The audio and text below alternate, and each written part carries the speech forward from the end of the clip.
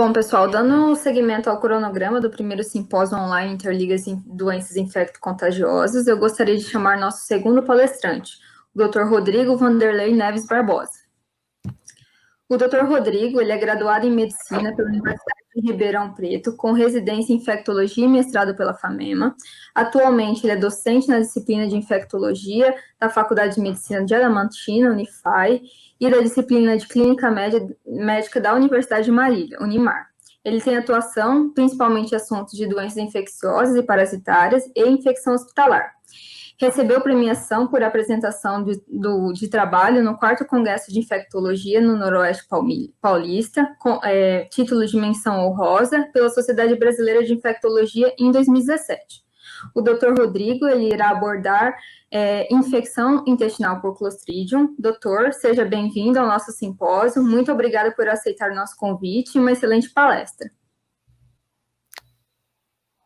Olá, obrigado pelo convite, agradeço muito, é um prazer muito grande estar aqui com vocês, principalmente uma noite de encontro de infectologistas, né? Temos aí 3 infectologistas hoje, nosso colega o Alexandre, que é daqui de pertinho de Marília, de Botucatu, e daqui a pouco o outro Alexandre, o Portelinha, também grande amigo daqui de Prudente.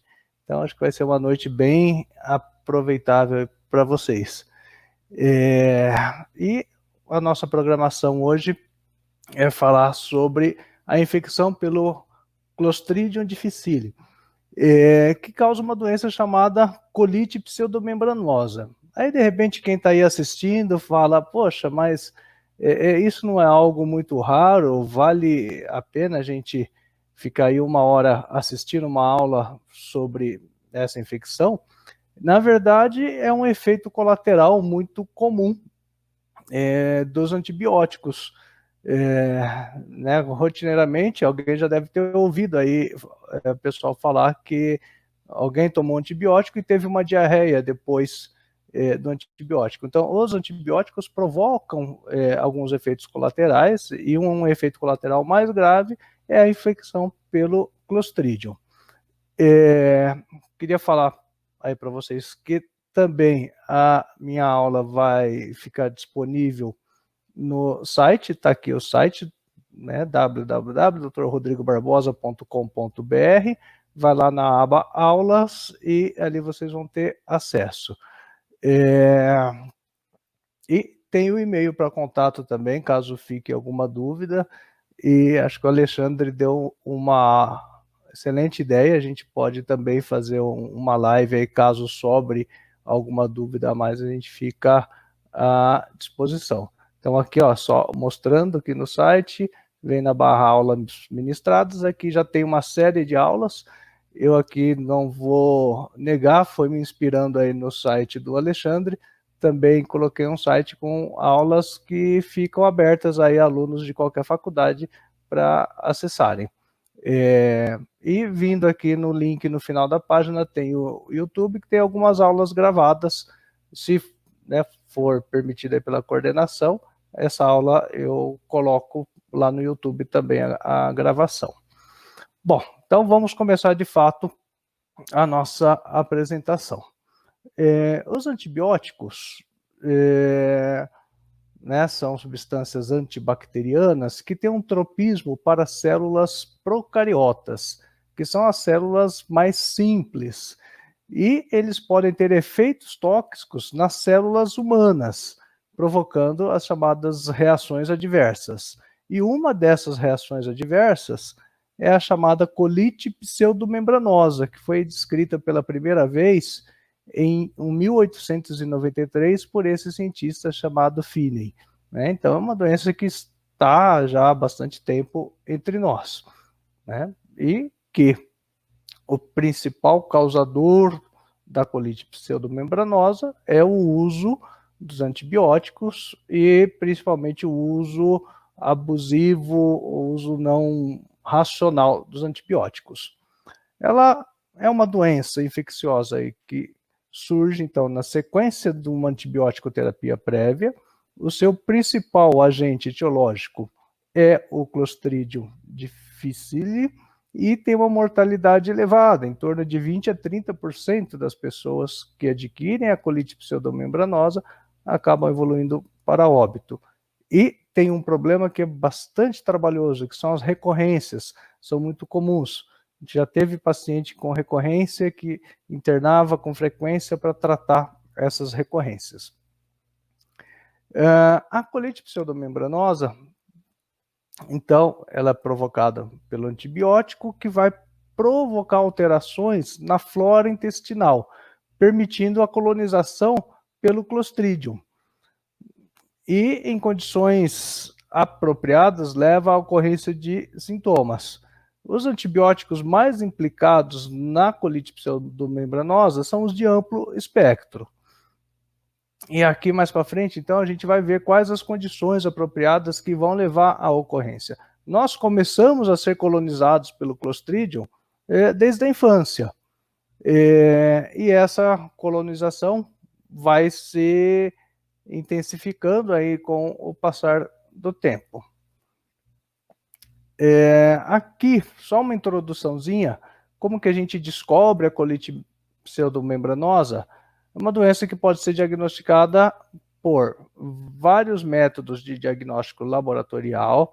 A gente pode testar as amostras fecais e procurar bacilos ou a toxina do Clostridium nas amostras. Eu posso ter a visualização direta da lesão no cólon, né, uma vez que a doença tem o nome de colite, porque ela afeta o cólon. E eu posso ter estudos de imagem abdominal, que aí vão me ajudar no diagnóstico clínico. E também mais para frente a gente vai mostrar uma imagem para vocês entenderem. Em relação ao tratamento, aqui é só uma introdução, a gente vai aprofundar. A base é o metronidazol e a vancomicina, são as medicações mais utilizadas. Só que tem variações de acordo com a manifestação. E a maioria das infecções responde à terapêutica, porém aumenta a morbidade, prolonga a internação e coloca a vida do paciente em risco. O paciente que adquire a colite pseudomembranosa acaba ficando internado por um tempo maior, a doença dele se torna mais grave e aumenta o risco de óbito dele. Por isso, é de extrema importância o uso racional de antimicrobianos. Parece que todo professor de infectologia é o cara chato falando nisso, de tem que tomar cuidado com o uso racional de antimicrobianos. Mas é porque temos efeitos colaterais. E um deles é a colite pseudomembranosa. Além da questão de aumentar a resistência das bactérias aos antibióticos e tornando as infecções cada vez mais difíceis, né, de serem tratadas. Vamos agora, de fato, então, para aprofundar na apresentação. Em 1928, começa uma revolução na saúde, uma revolução na medicina, e que é a grande passo no tratamento das doenças infecciosas, que é a descoberta da penicilina pelo Fleming. Então, a partir daí, a gente começou a salvar muitas vidas, começou a combater as bactérias, porém, a gente começou a ter efeito colateral das medicações. E aí, na sequência, temos a descoberta rapidamente de vários antibióticos. Né? Em 1944, a streptomicina, em 1945, a bacitracina, em 1947, a polimixina e cloranfenicol, em 1948, as cefalosporinas. Vejam que são medicações que a gente utiliza até hoje. Streptomicina, bacitracina, polimixina, cefalosporinas, né? Principalmente as cefalosporinas são muito utilizadas. E vocês vão ver que elas são medicações bastante implicadas na ocorrência da colite pseudomembranosa. As células humanas, as células das algas, dos fungos e dos protozoários, são as células chamadas eucariotas, são células mais complexas. Já as bactérias têm as chamadas células procariotas, e essas células são as células mais simples. Os antimicrobianos têm um tropismo para as células procariotas, porém eles acabam exercendo efeitos adversos nas células humanas. O termo antibiótico ele foi criado em 1942 por esse pesquisador, o Waxman, e ele denota o seguinte: são substâncias que inibem o crescimento bacteriano ou têm efeito microbicida, não deve ter efeito deletério significativo sobre o hospedeiro infectado. Porém, em algumas situações isso ocorre, e é uma dessas situações que a gente vai abordar aqui. Então, só para lembrarem, se tem alguém que saiu aí recentemente do cursinho, né? A célula eucariota, uma célula mais complexa, com, né, o mitocôndrio, núcleo, nucleolo, e a célula procariota, uma célula mais simples. E o antimicrobiano é para agir aqui, porém acaba tendo efeitos colaterais aqui, nas células eucariotas. Cada antimicrobiano tem um alvo específico, e é isso que os alunos pedem muito nas aulas de infectologia. Professor, dá um curso de antibiótico. Só que o pessoal muitas vezes quer um curso mágico, que entra lá e sai de lá sabendo tudo de antibiótico depois de uma aula. Não dá para ser dessa forma. Tem que primeiro entender o mecanismo dos antibióticos. Alguns antibióticos vão agir na síntese da parede, na molécula chamada peptídeo glucano. Outros antibióticos vão atrapalhar a função da parede celular, né, por exemplo, alterando a permeabilidade da parede celular. Outros vão interferir na síntese proteica, outros vão interferir na síntese de ácidos nucleicos e alguns vão interferir no metabolismo da célula. Então, temos que ter em mente o funcionamento, pelo menos esses meios de ação dos antibióticos. Aqui, por exemplo, antibiótico que age na parede celular. Temos a fosfomicina, bacitracina, vancomicina, teicoplamina e os beta-lactâmicos. Os beta-lactâmicos são as penicilinas e as cefalosporinas. Dentre as penicilinas, incluem as penicilinas naturais e as sintéticas. Os antibióticos que agem na membrana celular. A gente vai ter a polimixina, que é a principal representante. Os antibióticos inibidores da síntese proteica, os aminoglicosídeos, por exemplo, gentamicina é um deles. O clorofenicol, os macrolídeos, as lincosamidas, que é a clindamicina, por exemplo. Os antibióticos que agem, então, na síntese dos ácidos nucleicos. A rifampicina, que é um antituberculoso, o metronidazol e as quinolonas. Os antibióticos que agem no metabolismo da célula são as sulfonamidas, o trimetoprim. Então, eles interferem na síntese. Os nitrofuranos, a nitrofurantoína. E temos aqui alguns antituberculosos, isoniazida, pirazinamida, tambutol. Quem já estudou o tratamento da tuberculose já tem na mente esses aqui. E eles se destinam, então, a impedir o crescimento ou provocar a morte de bactérias, e qualquer atividade do organismo afetada é considerado um efeito adverso. Qualquer reação nociva involuntária a um medicamento que ocorra com doses geralmente utilizadas no ser humano para profilaxia, para o diagnóstico, para o tratamento de doenças, para a recuperação, correção ou modificação de funções fisiológicas, é considerado um efeito adverso. E em que órgãos, em que sistemas podem ocorrer os efeitos adversos?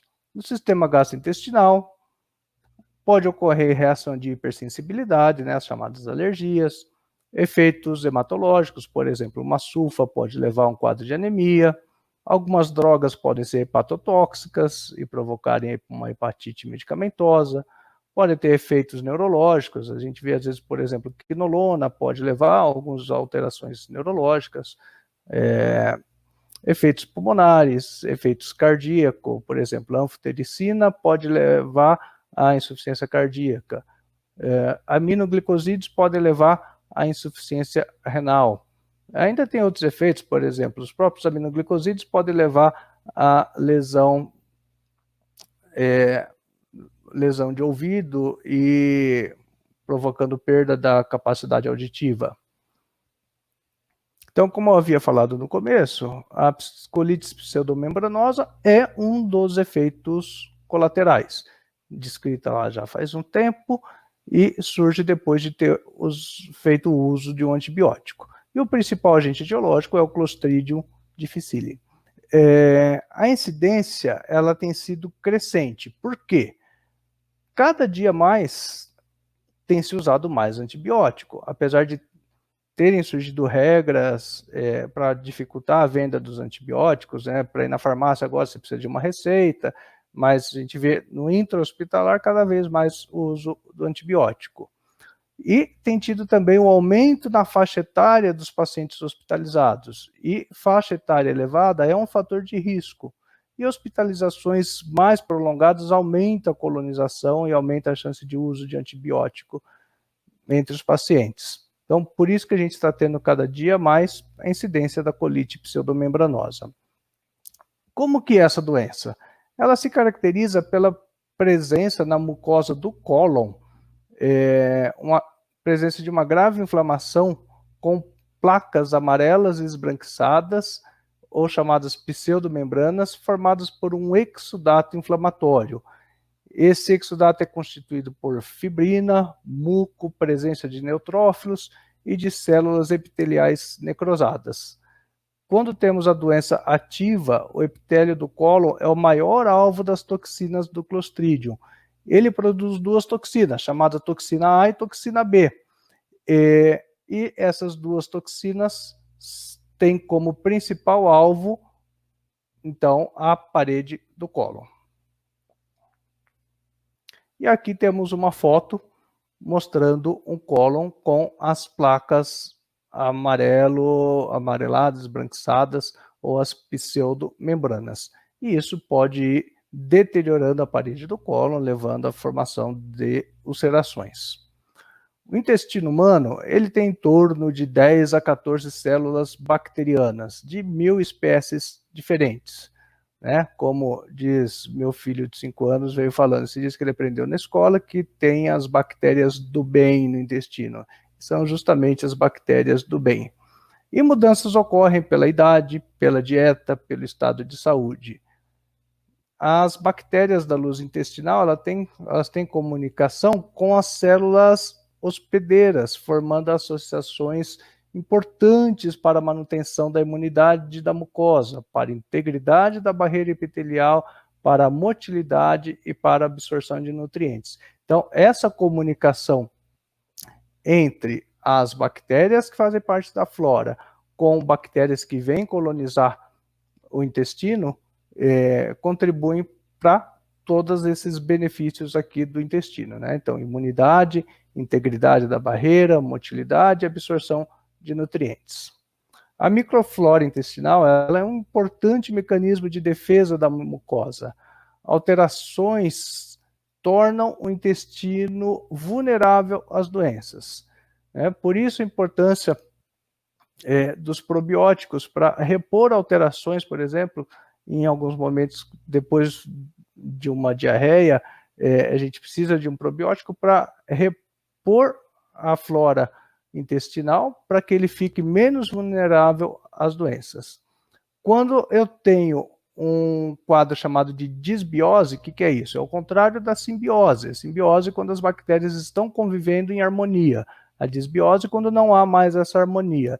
Isso é prejudicial ao hospedeiro, leva à inflamação e danos na mucosa, que acaba predispondo a algumas condições patológicas. Uma dessas condições é a infecção pelo Clostridium, que vai levar a uma doença inflamatória do intestino.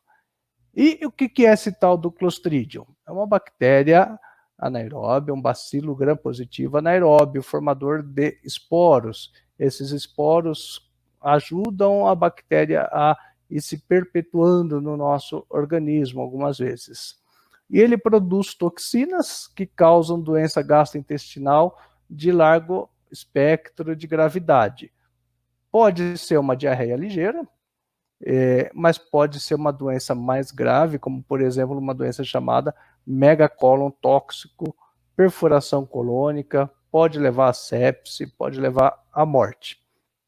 Ele pode ser membro da microbiota normal, porém, o seu crescimento é suprimido pelos anaeróbios mais dominantes. Temos que entender o nosso organismo como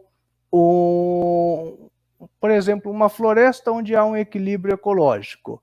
Você tem lá alguns predadores, você tem cobras que se alimentam de ratos. Se você elimina os ratos, você vai ter uma diminuição das cobras. Se você elimina as cobras, você vai ter um aumento da população de ratos. A gente vê isso, por exemplo, mulheres tomam antibióticos para tratar uma infecção urinária e alguns dias depois passam a ter candidíase vaginal, né? Porque você tirou parte da microbiota e permitiu que outros micro-organismos crescessem. A colonização ela é maior na infância e acaba se reduzindo com o passar do tempo. Porém, com o passar do tempo, o organismo fica mais vulnerável à ocorrência de infecção. Aqui a gente tem que diferenciar colonização de infecção. A criança ela tem mais Clostridium, mas tem menos risco de fazer doença. Já as pessoas mais velhas têm menos Clostridium, mas têm mais risco deles provocarem doença. É a mesma coisa de saber fazer diferenciação entre colonização e infecção, ocorre na infecção urinária, né? Muitas pessoas têm a bactéria vivendo no sistema urinário, mas essa bactéria não faz mal nenhum para a pessoa. Isso é uma colonização, uma bacteriúria assintomática. E outras vezes, essas bactérias podem provocar algum mal, né? Então, habitualmente, ocorre a colonização pelo Clostridium, mas sem fazer mal. E aí, perante algumas situações, ele vai provocar uma infecção. E aí sim, isso é a colite pseudomembranosa. E se eu encontro uma pessoa que, por acaso, alguém pediu um teste e veio lá, presença detectada de toxina A, toxina B para o Clostridium, mas ela não tem sintoma nenhum, o que eu devo fazer com essa pessoa? Nada, ela é só uma portadora da doença, um carreador assintomático. A suscetibilidade à infecção pelo Clostridium ela vai resultar da incapacidade intestinal de resistir à colonização. Então, a colonização é algo normal, esperado, mas conforme o intestino vai ficando menos capaz de resistir à colonização, essa colonização se torna infecção. Quando perde-se o efeito de barreira da microbiota comensal, ou seja, aquela que vive habitualmente no intestino. Por exemplo, fez o uso de antibiótico e a gente vai perder um pouco a barreira da microbiota comensal. Isso vai permitir a intensificação da colonização ou até mesmo a infecção. A interação do Clostridium com células epiteliais intestinais vai levar a uma cascata de processos inflamatórios. E aí que começa a ficar um pouco difícil a doença, entender essa cascata de processos inflamatórios. E essa interação vai contribuir para a diarreia e também para a colite pseudomembranosa. Não é porque tomou um antibiótico, teve uma diarreia, que a pessoa está com uma colite pseudomembranosa, né? Pode ser só um efeito do Clostridium provocando diarreia. Para ser colite pseudomembranosa, tem que ter alguns critérios que a gente vai ver na sequência, né? Então, a interação do Clostridium com as células epiteliais vai levar a uma cascata de processos inflamatórios que vai contribuir para a diarreia e para a colite pseudomembranosa. Essa interação vai ser mais intensa a partir do momento em que a pessoa faz uso de antibióticos ou a partir do momento que faz uso de medicações antagonistas de H2, né? Agora a gente já não vai ter mais a ranitidina, que já não está tendo no mercado, mas era, né, um deles, ou faz uso de inibidores de bomba de prótons, né, omeprazol, pantoprazol, lansoprazol, medicações antiácidas que acabam intensificando a colonização do Clostridium no trato gastrointestinal. Então, quando internam um paciente na enfermaria, muitas pessoas têm a mania de fazer a prescrição carimbo. Coloca lá dieta, soro, dipirona, dipirona Sidor, bromoprida Civômito, ranitidina, omeprazol para todo mundo. E não é bem assim. Eu vou indicar naquelas situações em que há necessidade, em que há um estresse fisiológico importante, com risco de provocar uma gastrite, uma úlcera gástrica, aí sim eu vou prescrever uma medicação antiácida. Não é fazer o carimbo de prescrição para todo mundo, né? Aquela prescrição que deve para todo mundo. Dipirona, se necessário, bromoprida, se necessário, captopril, se necessário, omeprazol, ranitidina. Então, assim, temos que tomar cuidado com essas prescrições. Nossa prescrição tem que ser racional. Então, aqui um desenho explicando mais ou menos como que chega desde a colonização até a doença. Nós temos a ingestão de alimentos que acabam trazendo esporos aí do Clostridium.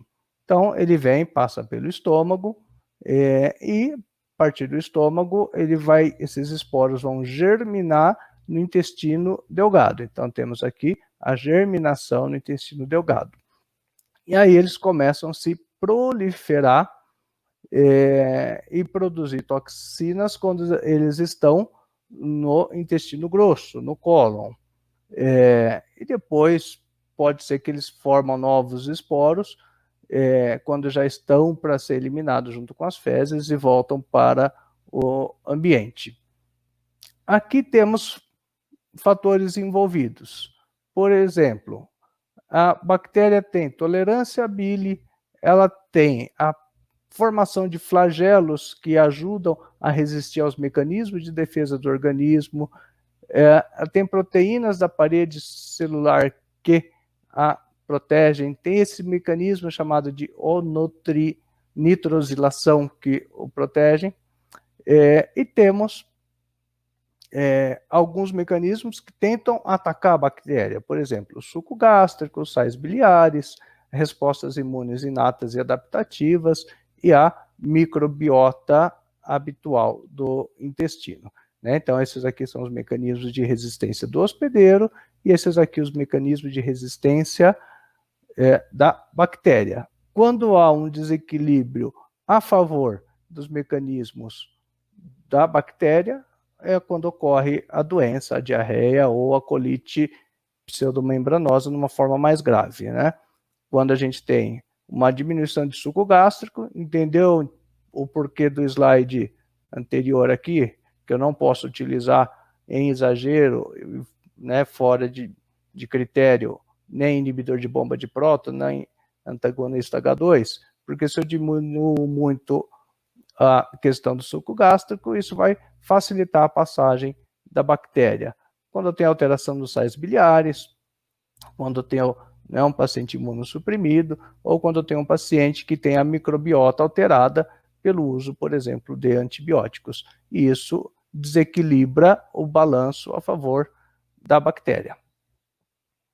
E quais mecanismos aí a bactéria, né, vai utilizar para levar à doença? Então, a toxina A e a toxina B, que vão ter atividade chamada glicosiltransferase, e essa glicosiltransferase vai levar à quebra das fibras de actina do citoesqueleto, levando à diminuição da resistência transepitelial, ou seja, a parede das células intestinais já não vão ter mais tanta resistência e vai começar a perder líquido por elas, levando ao acúmulo de líquido e destruição do epitélio intestinal.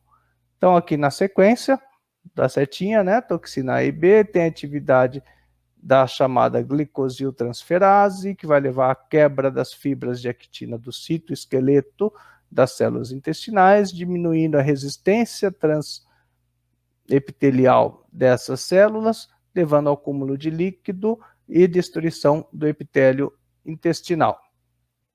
Além disso, as toxinas estão envolvidas em processos inflamatórios, elas danificam tecidos por resposta celular imune maciça, elas levam à infiltração de neutrófilos com regulação positiva, levando à liberação de citocinas, como interleucina 8, interleucina 6, interleucina 1 beta, leucotrienos e interferon. Tudo isso vai ajudar a danificar a parede intestinal. Como que age a toxina A? Ela pode levar à necrose, ocorre a inibição de síntese de proteínas das células intestinais, ativação de macrófagos e mastócitos, isso leva à produção de mediadores inflamatórios, né, como eu falei ali atrás, isso vai aumentar a secreção de fluidos, vai aumentar a permeabilidade das mucosas, levar a danos nas microvilosidades e pode levar a uma completa erosão da mucosa e isso fazer a produção de um fluido viscoso e sanguinolento. Isso é o evento final aí, né, da colite pseudomembranosa. A toxina B, ela leva a danos no epitélio, ela aumenta também a permeabilidade da mucosa, estimula interleucina 8, ela estimula também a resposta inflamatória aguda, recrutamento de neutrófilos, que também vão levar à lesão da parede intestinal. Como eu já tinha falado, o epitélio do cólon é o principal alvo das toxinas. Então, elas vão levar à ruptura da barreira celular, abrindo as junções intercelulares, aumentando a permeabilidade, levando a uma diarreia aquosa. Há um grande influxo de neutrófilos dentro da mucosa do cólon, isso caracteriza a colite, o processo inflamatório. E ocorre um processo inflamatório agudo com microabscessos e com presença de pseudomembranas. E também ocorre a apoptose, ou seja, a morte celular induzida por toxinas A e B. Então vejam que a coisa é bastante drástica, bastante intensa. E aqui um desenho representando isso que eu falei. Temos a ingestão, tem a colonização, e aí quando se perde o equilíbrio a favor da bactéria, começa a ter a ação das citocinas, e isso vai, com o processo inflamatório e o acúmulo da questão de líquido, vai se perdendo o citoesqueleto das células, e levando ao evento final aí da formação até de ulcerações. E aqui a presença, então, da nossa bactéria e seus mecanismos de defesa que levam ao quadro da pseudocolite. Quais são as manifestações clínicas? Agora vem a parte que a gente mais gosta, né? Que é a parte clínica. O gostoso, estudar a parte básica é gostoso, mas é muito mais prazeroso ver a doença e tratar. Então, diarreia e sinais de desidratação. Isso ocorre, vejam, em 90% dos casos. A febre não ocorre em todo mundo, pode ocorrer em até 80% dos casos. E a dor abdominal ocorre de 80% a 90% dos casos. Raramente ocorre colite sem diarreia, e quando ocorre isso é muito grave, isso é o chamado megacólon tóxico e acaba levando a um tratamento cirúrgico. As complicações da colite pseudomembranosa são as recorrências, as enteropatias, ou seja, doença do intestino levando à perda de proteínas, né? Então a gente vai ver pacientes com albumina baixa, perfurações e abscessos que também podem levar à necessidade de tratamento cirúrgico. E o que leva um paciente a ter mais risco de ter uma colite pseudomembranosa? Uma antibiótico terapia prolongada de amplo espectro, perdão, não tem acento esse antibiótico aqui.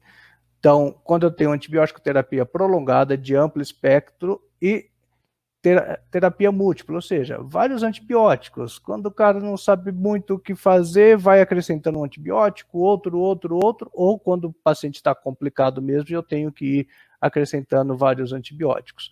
Né? Eu costumo brincar com os alunos que o infectologista mais tira antibiótico do que põe, né? Porque a gente é muito racional no uso do antibiótico. Eu lembro minha chefe de residência, ela falava, não tem que ter vergonha de pôr antibiótico quando é um caso grave, mas tem que ter a decência de saber tirar no momento correto. Se o paciente fez uso de medicação antiácida, é um fator de risco. Se ele faz uso de enemas e estimulantes gastrointestinais regularmente, isso faz com que perca parte das bactérias da microbiota, né, da microbiota fisiológica do intestino.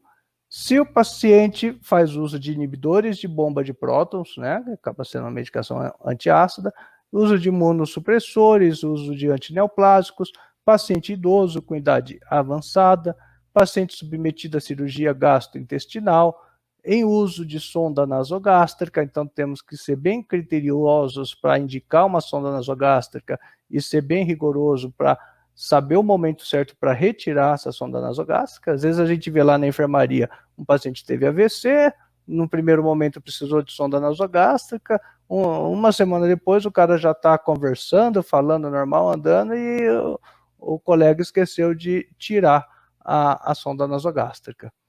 Em situações de internação prolongada e de imobilização, principalmente imobilização prolongada.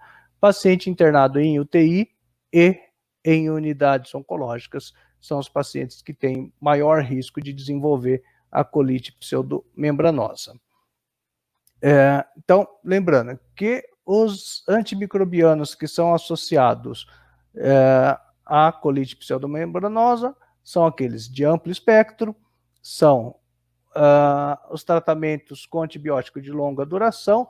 Por exemplo, o cara vai lá para uma cirurgia ortopédica, sai da cirurgia ortopédica usando cefalotina, deveria usar por 24 horas e passa uma semana depois, está lá tomando a cefalotina ainda, né? Já era para ter sido retirada, então temos que ter atenção a retirar o antibiótico no momento certo.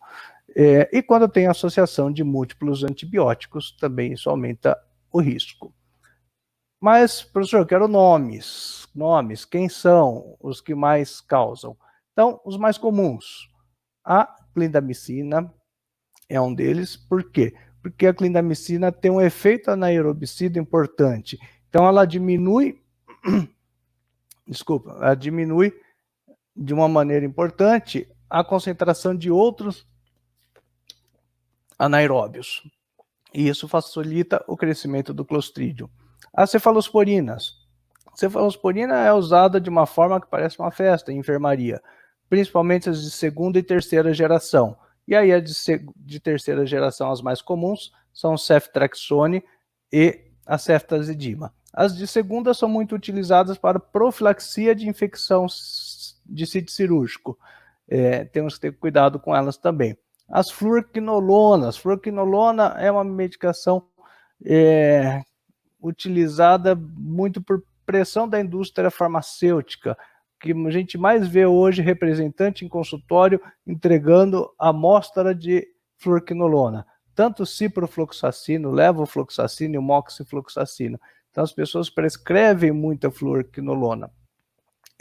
Claro, elas têm a sua utilidade. Hoje eu preparei uma aula de pneumonia e está lá a utilidade das fluoroquinolonas em algumas situações de pneumonia, mas a gente tem que saber utilizar. Um adendo aqui, fluoroquinolona também tem outros efeitos, como aumento de problemas ortopédicos, por exemplo, ruptura de tendão, e mais recentemente foi descrito a ocorrência de aneurisma de aorta relacionada ao uso das fluoroquinolonas. Os carbapenêmicos, isso não tem jeito, o paciente que às vezes está numa situação grave ou que precisou ir aumentando o espectro do antibiótico durante a internação, acaba usando o uso dos carbapenêmicos, que são imipenem e meropenem. É um pouco menos comum, mas que pode ocorrer. Os macrolídeos, tetraciclinas, penicilinas,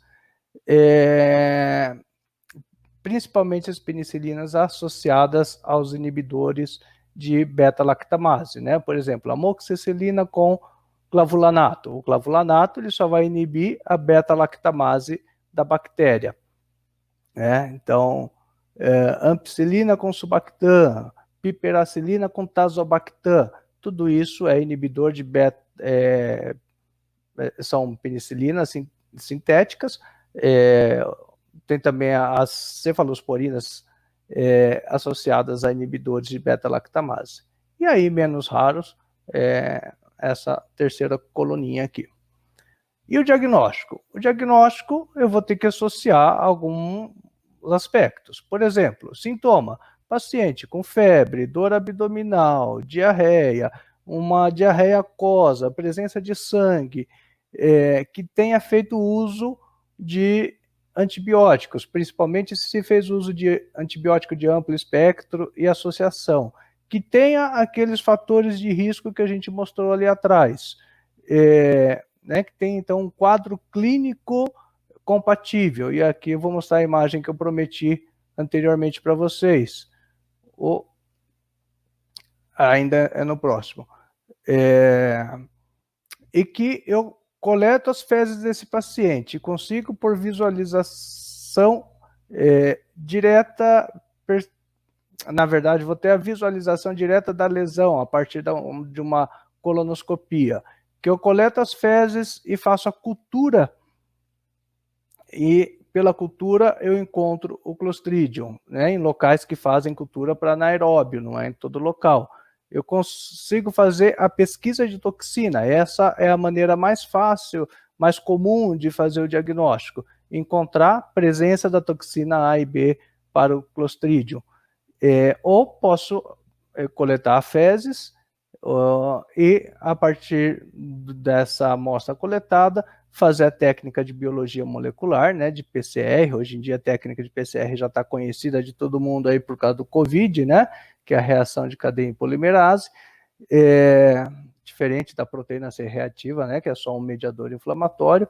Então, posso fazer a técnica de PCR para encontrar o material genético do Clostridium.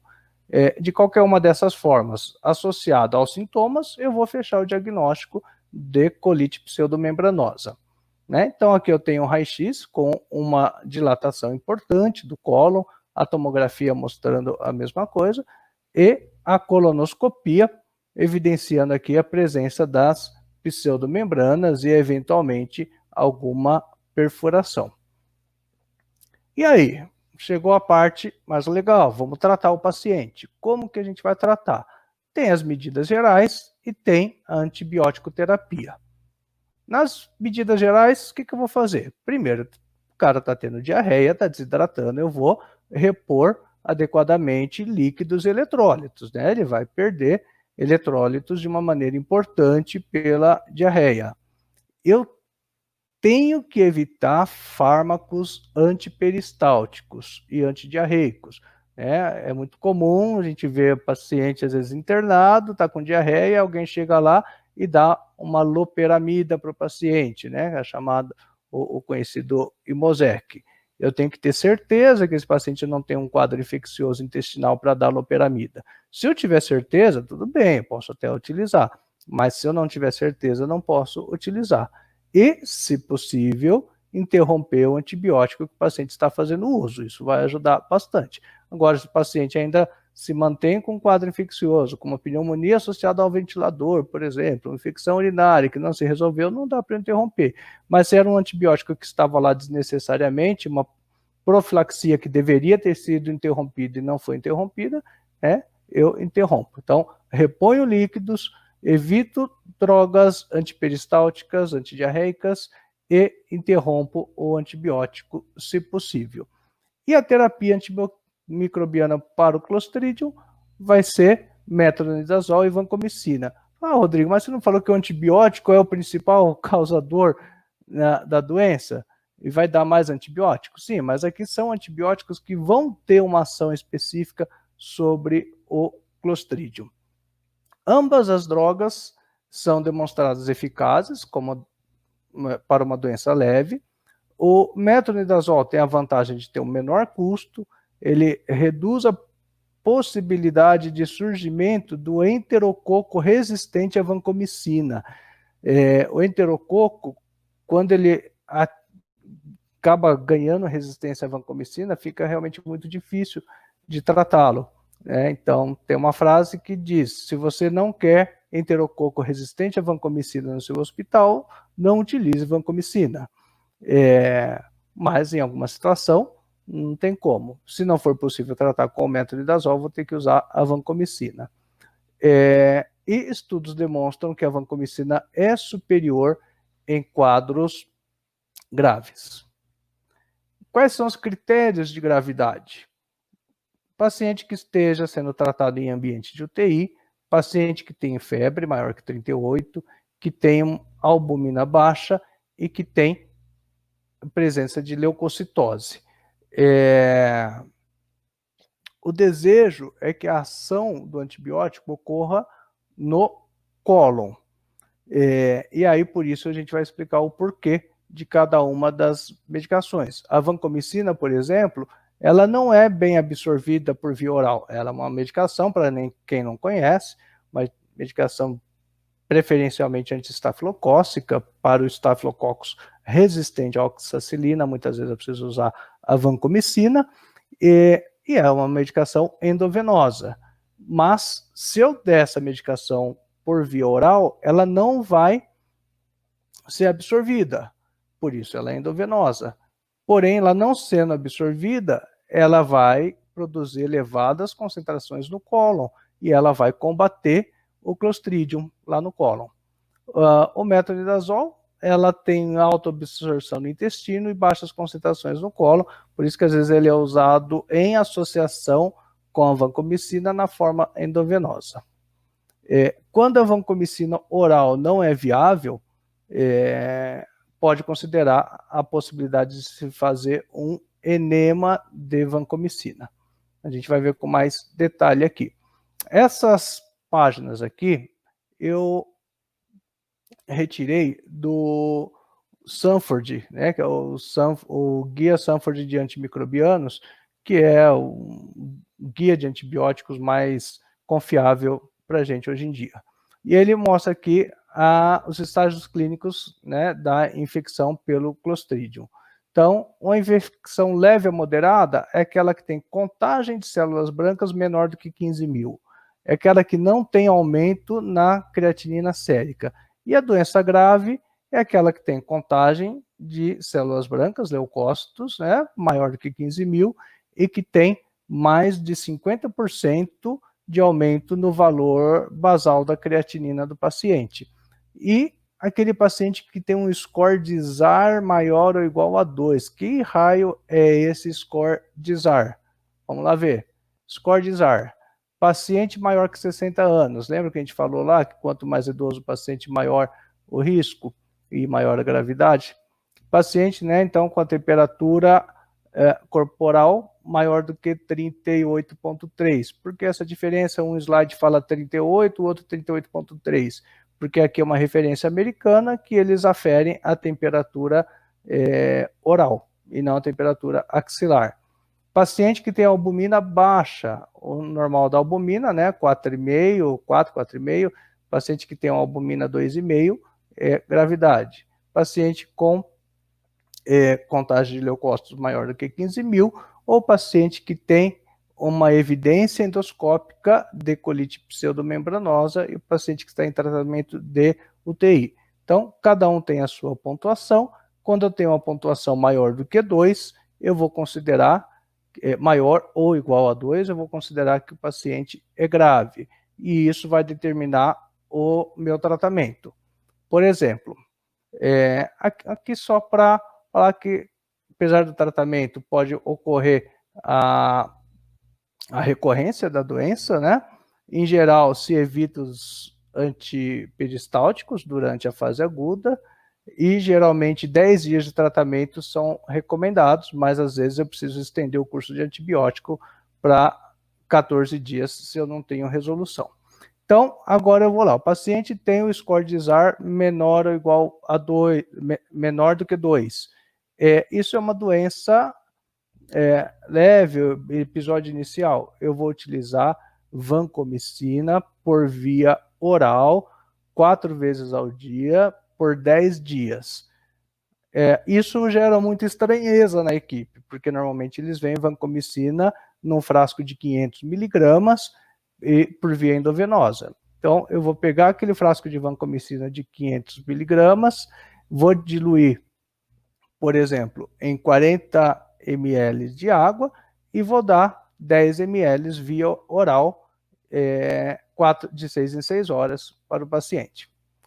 Se o paciente não é tão leve, tem uma doença um pouco mais grave e episódio inicial, posso ainda continuar com vancomicina via oral 4 vezes ao dia por 10 dias. E tem a fidaxomicina, que a gente não tem disponível aqui.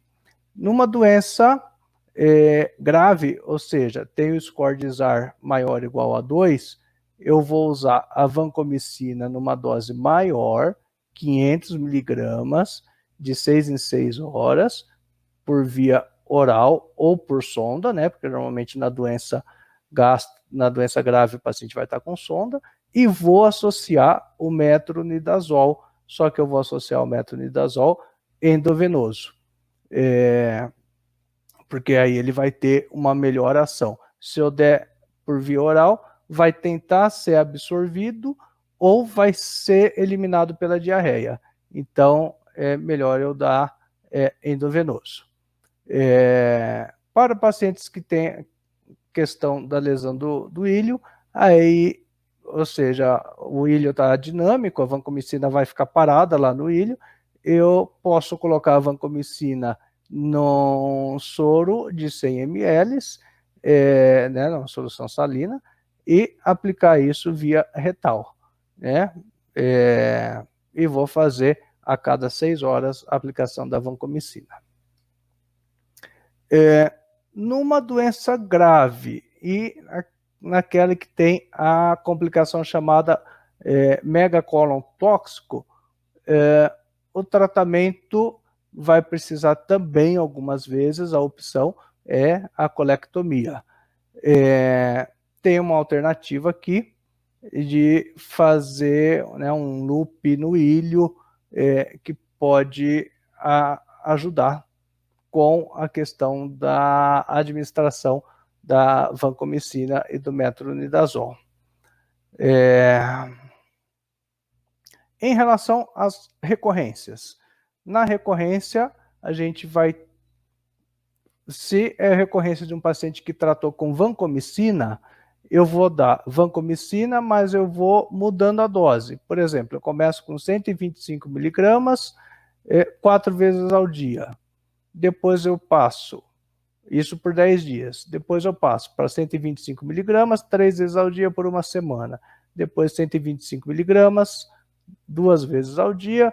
Depois a cada 24 horas, a cada 48 horas. Depois a cada 3 dias e encerro o tratamento. Se é uma recorrência de um paciente que tratou como metronidazol como regime primário, eu vou fazer aquele tratamento habitual da vancomicina, 125 miligramas, 4 vezes ao dia. Quando temos múltiplas recorrências, veja só, transplante de microbiota fecal. Isso é possível, tem, né, hospitais em São Paulo que fazem transplante de microbiota fecal, por quê? Vai repor de uma forma mais rápida a microbiota da pessoa. E ver que o Sanford, ele dá a informação e ele dá sempre a fonte, né, não é uma fonte tão antiga. Bom, de tudo isso que a gente falou, o que é importante guardar? Primeiro, uso racional de antimicrobiano. Vou usar quando precisa, vou tirar quando não preciso mais. Evitar associações desnecessárias. Saber descalonar quando possível. Por exemplo, o paciente chegou em sepse, eu entrei com antibiótico de amplo espectro. O paciente melhorou, aí eu começo a descalonar. Se eu recebo uma cultura, por exemplo, o paciente estava recebendo tratamento com vancomicina. Aí eu recebo uma cultura que é um Staphylococcus sensível à oxacilina. Então, eu tiro a vancomicina e coloco a oxacilina. Antagonista H2, inibidor de bomba de prótons, somente se necessário, somente se o paciente está submetido a um intenso estresse fisiológico, senão não vou usar. Avaliar com rigor a indicação de sonda nasogástrica e retirar assim que necessário. E atenção aos sintomas pós-uso de antibióticos. Muitas vezes o paciente vem falando, tá dando diarreia, e a gente fala assim, isso é do antibiótico, como se fosse a coisa mais natural do mundo, e ele tivesse que ficar aguentando a diarreia, ou que essa diarreia não fosse evoluir para uma colite pseudomembranosa, né? Então, eu acho que é a parte mais importante da aula. Eu sei que todo mundo quer guardar o tratamento, mas esses conceitos básicos aqui são importantíssimos. Muito obrigado. Então, aqui só recordando para vocês pegarem a aula depois, o site. Falei aqui representando a Unify, a foto aqui da nossa faculdade, que há tempos não vemos pelo Covid. E agora fico à disposição para as perguntas. Doutor, muito obrigada pela palestra concedida, foi excelente a palestra, o pessoal gostou muito. Temos algumas dúvidas aqui, então eu vou postá-las, né, para que o doutor possa esclarecê-las. Ok. Silvia Toledo, qual a opinião do professor a respeito do transplante de fezes para o tratamento da doença por essa bactéria? Olha, eu não tenho assim, muita experiência, mas assim, a gente já viu situações aqui da cidade em que o paciente foi, se não me engano, para o Einstein fazer o transplante, e que o relato de quem cuida desses pacientes é que a eficácia é muito grande, que 24 horas, 48 horas depois, o paciente já está resolvendo a diarreia. Então, assim, parece ser uma terapêutica eficaz. A Maria Alves perguntou, professor, o tratamento conservador da apendicite com antibióticos pode gerar colite pseudomembranosa? A prevenção seria apenas a cirurgia precoce? Olha, a princípio, o infectologista ele gosta de tirar tudo que está infectado, né? Então, a gente costuma sempre indicar a cirurgia precoce para evitar o uso desnecessário do antibiótico.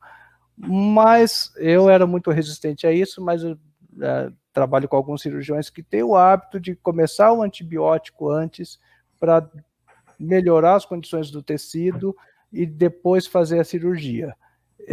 Então, assim, a prevenção quanto aos efeitos colaterais do uso do antibiótico seria realmente a cirurgia precoce, porém, isso não vai eliminar o uso do antibiótico. Depois da cirurgia, se o tecido estava infectado, se o tecido estava friável, vai ter derramamento de fezes na cavidade, talvez ele vai precisar de um tempo até maior de antibiótico depois da cirurgia. Então, muitas situações o cirurgião faz a opção de usar um antibiótico, que vamos usar com racionalidade, não vai já num apendicite já começar a dar imipenem. Vamos começar com os antibióticos indicados, esfriar o processo realmente e operar com mais segurança. Tem cirurgião que prefere fazer isso. A Maria Luísa Santos perguntou, doutor, pessoas com doença inflamatória intestinal têm maior suscetibilidade a desenvolver colite pseudomembranosa em caso de uso de antibióticos de amplo espectro? Somente pela doença inflamatória intestinal, eu não consigo dizer se isso aumenta a questão do risco para pseudocolite, mas possivelmente sim, porque a pessoa com doença inflamatória intestinal, ela já tem uma alteração da microbiota natural dela, e ela normalmente faz uso de imunossupressor. Então, são dois fatores de risco para aumentar o risco de pseudocolite se ela tiver um processo infeccioso e precisar de antibiótico de amplo espectro. Né? Aí já são 3 fatores. Já tem alteração da microbiota, já tem uso de imunossupressor, né? Muitas vezes aí na doença de Crohn usa os anti-TNFs, né? E ainda faz o uso de um antibiótico de amplo espectro, realmente pode complicar mais. Temos que tomar cuidado com o uso prolongado de clindamicina via tópica também? Não. Aqui, via tópica, não é uma quantidade que vai ser absorvida com tanta importância. Normalmente, a via tópica é utilizada para tratar infecções por estafilococcus. Então, assim, não, em algumas situações anaeróbias, mas habitualmente para estáfilo, a via tópica não vai ter uma absorção tão importante. Doutor, as perguntas se esgotaram. Novamente, eu agradeço a disponibilidade e agradeço a participação do nosso simpósio. Muito obrigada. Eu que agradeço e estamos aí à disposição. Obrigada, doutor.